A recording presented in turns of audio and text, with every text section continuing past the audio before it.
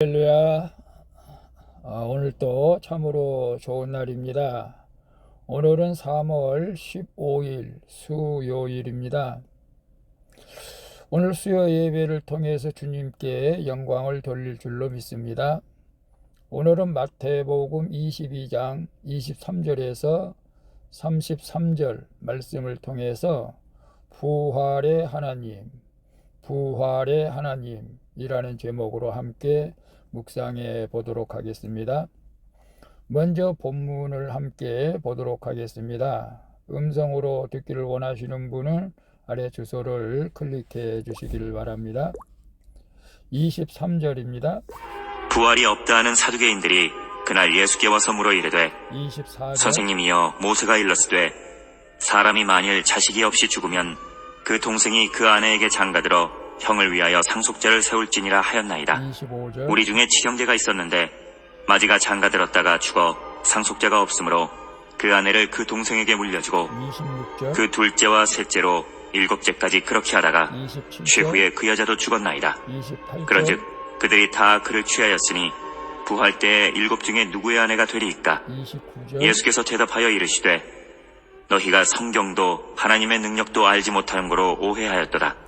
30절. 부활 때에는 장가도 아니가고 시집도 아니가고 하늘에 있는 천사들과 같으니라. 31절. 죽은 자의 부활을 논할진대 하나님이 너희에게 말씀하신 바 32절. 나는 아브라함의 하나님이요 이삭의 하나님이요 야곱의 하나님이로라 하신 것을 읽어보지 못하였느냐? 하나님은 죽은 자의 하나님이 아니요 살아있는 자의 하나님이시니라 하시니 33절. 무리가 듣고 그의 가르치심에 놀라더라.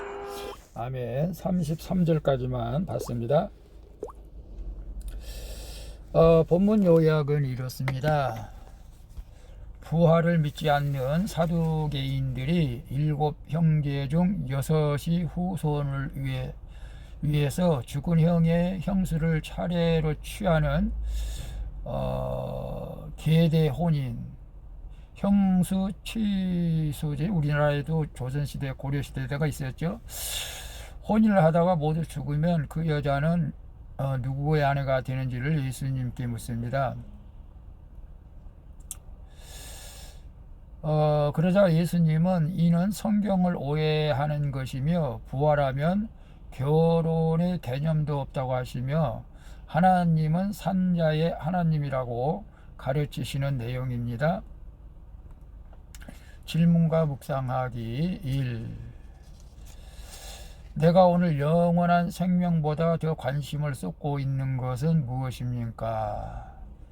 23절 볼까요? 부활이 없다 하는 사두개인들이 그날 예수께 와서 물어 이르되, 사두개인들은 다윗과 솔로몬 시대에 제사장을 지낸 사독의 후예들인데요. 그들은 오랫동안 제사장 그룹에 있으면서 기득권을 누리며 살았죠. 그러다 보니 이 땅에서의 부와 권력이 좋아서 부활에는 관심이 없을 뿐만 아니라 오히려 부활할까봐 걱정하는 그런 지경에 이르게 된 것이죠. 겉으로는 똑똑해 보이지만 사두개인들의 신앙은 근본적으로 문제가 많았습니다. 부활은 증명해야 할 것이 아니라 믿어야 하는 것이죠. 이 땅에만 관심이 있는 사람은 죽음에도 영원히 살아나는 부활에도 관심이 없다는 사실이죠. 그래서 내가 오늘 영원한 생명보다 더 관심을 쏟고 있는 것은 무엇입니까? 영원한 생명은 부활이죠. 그래서 천국에 가는 것입니다. 사두개인들은 그 부활에 대한 관심이 없었습니다. 이 땅에서 잘 먹고 기득권을 누리고 행복하기만 바란 것이죠. 우리 또한 그런 마음이 없지는 않지요. 이 땅에서도 잘 살고 잘 먹고 행복하는 것이 또한 어떤 면에서는 하나님의 뜻일 수도 있습니다. 그러나 모두가 그렇지는 않죠. 어떤 사람들은 오직 예수님처럼 사명을 위해서 태어난 사람들이 많죠. 복음을 전하고 고난 가운데서도 주님의 일을 하는 분들이죠. 그래서 우리는 영원한 생명을 더 귀하게 여기기 때문에 이 땅에서 잘 먹고 잘 살고 행복만 바라는 것은 아니고, 그렇게 하면서 영원한 생명을 얻는다면 더욱 좋겠지만 그것이 우리의 생각대로 이루어지지 않는다 할지라도 우리가 예수 그리스도를 믿고 영원한 생명을 얻는다는 것이 더 귀하고 보람되고 값진 것이라는 사실을 깨달으시고, 힘들고 어려운 환경 가운데 있다 할지라도 낙심하지 마시고, 이 땅은 잠깐입니다.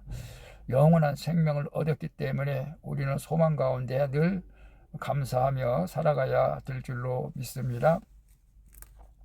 2번 봅니다. 믿어야 하는 것인데 틀리다는 것을 증명하고자 내가 애쓰고 있는 일은 무엇입니까? 24절에서 30절까지 보면 그 형수 취소제인가? 이제 형이 죽으면 동생이 형수를 취하게 되는 것이죠. 이게 우리나라에도 과거에 있었던 일인데요. 그러면 6명 7제까지 그러다가 최후의 여자도 죽었을 때에 그들이 부활 때에 누구의 아내가 되겠느냐. 그래서 예수님께서 29절에 보면 예수께서 대답하여 이르시되 너희가 성경도 하나님의 능력도 알지 못하는 거로 오해하였도다. 부활 때에는 장가도 아니가고 시집도 아니가고 하늘에 있는 천사들과 같으니라. 아멘이죠.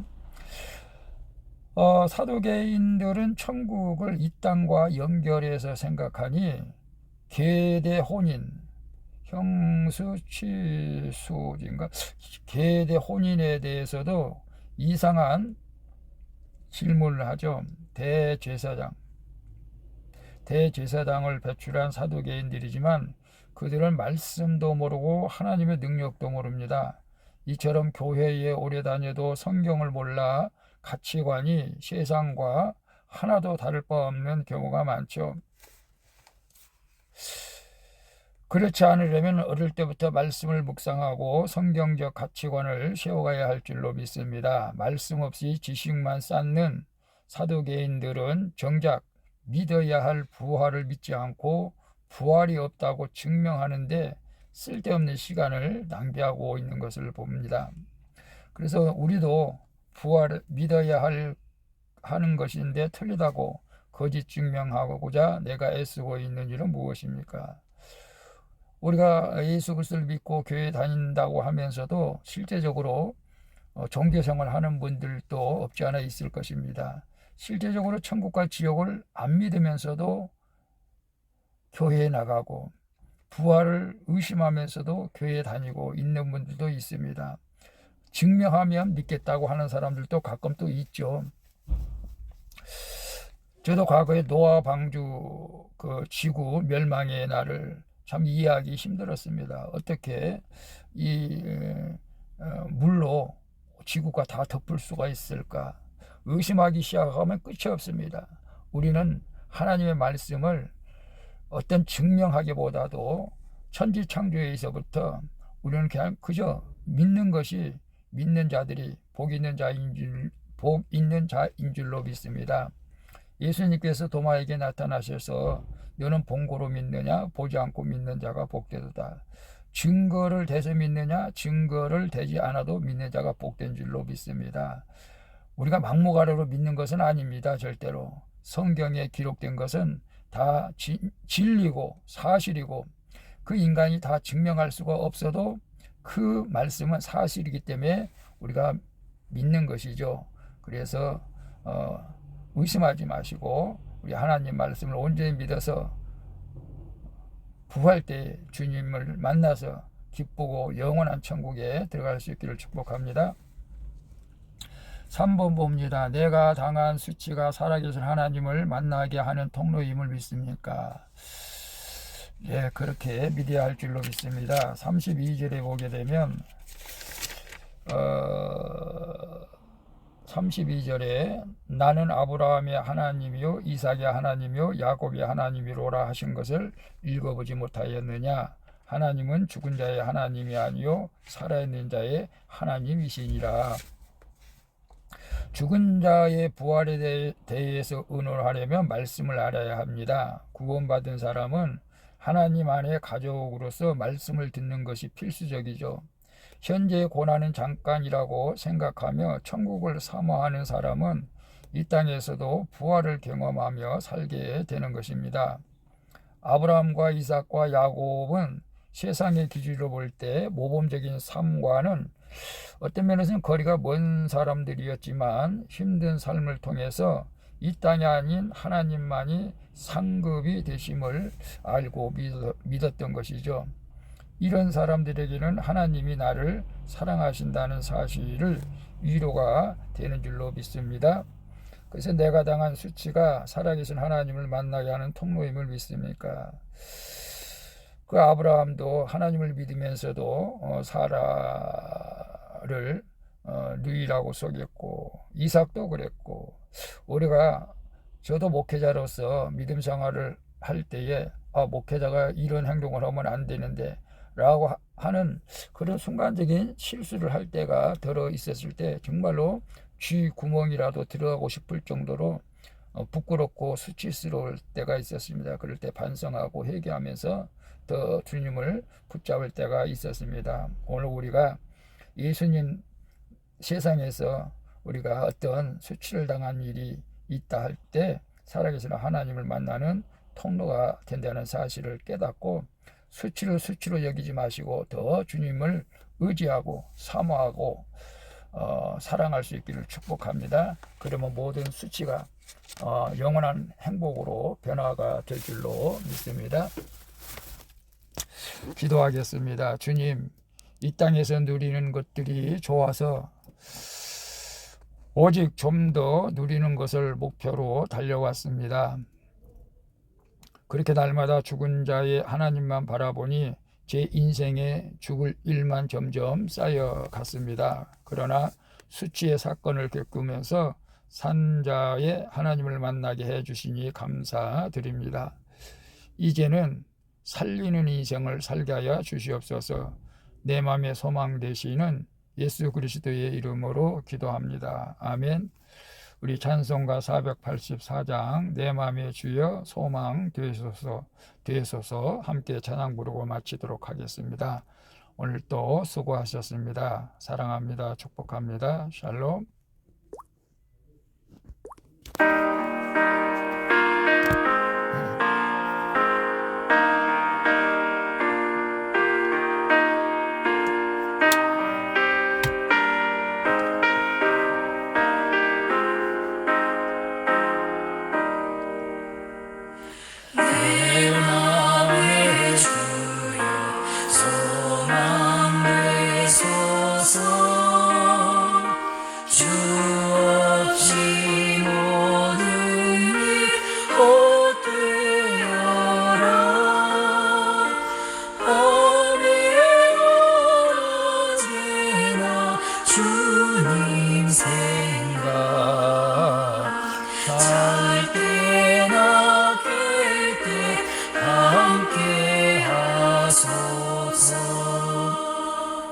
지혜의 주여 말씀으로써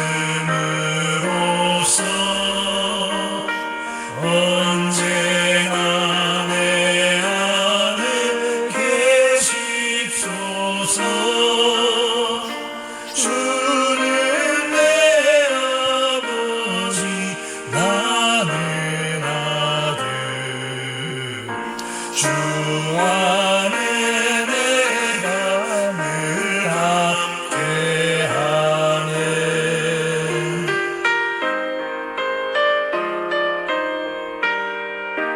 이 땅에서 부귀영화, 이 땅에서 잘 먹고 잘 사는 것만 수고했던 저를 회개합니다. 이 땅에서 힘들어도 오직 주님만이 나의 소망이 되시고 위로가 되시기 감사드리며 오늘도 불타는 모든 이들에게도 동일하게 역사를 드리고 예수 그리스도 이름으로 기도합나이다. 주님은 나의 기여 주님만 내 맘에 계시오니